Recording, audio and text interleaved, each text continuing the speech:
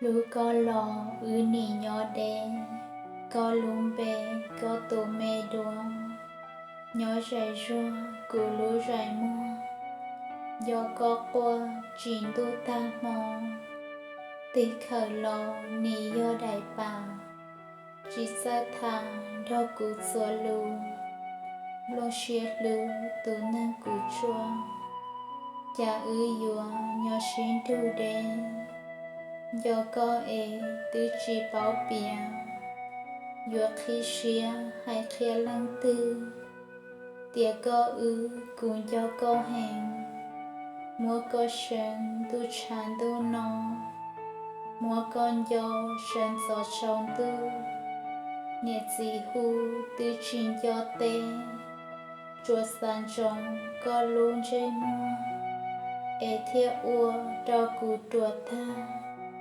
Vịn chay trả có mù tòn tê. Bỏ lùa tù plu sống dài. Lùa sang hài lù đa có xia. Có nọ cá lù cho chia. Có đồng xia cũng chia chỉ bỏ. Vì nhỏ nhà mua nhàn rong. Lò lù rong chúa yát sao rô. Lùa tư trò có tăng chua kê. Lý nọ thiết xa gõ lùa.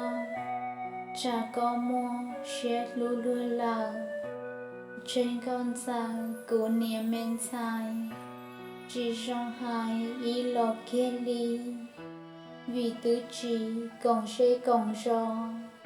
Thiên trai trà nôn tạo lọt xô. Tụ ua mò nửa hoi yêu cụ. Vì yốt lũ cụ ua xuyên gia. Lũ có cha chỉ mua đồ chia. Vì lũ xuyên tàn cao kế đê. Lũ có thì chỉ tao trò. Thiên nhỏ to có già lũ mông. Lê khía lòng đó bí đồ chia. Họ lũ xuyên lũ có chỉ sao. Chỉ hào thao lũ chỉ hào kỳ. Nhưng đó bí đồ ý tùa.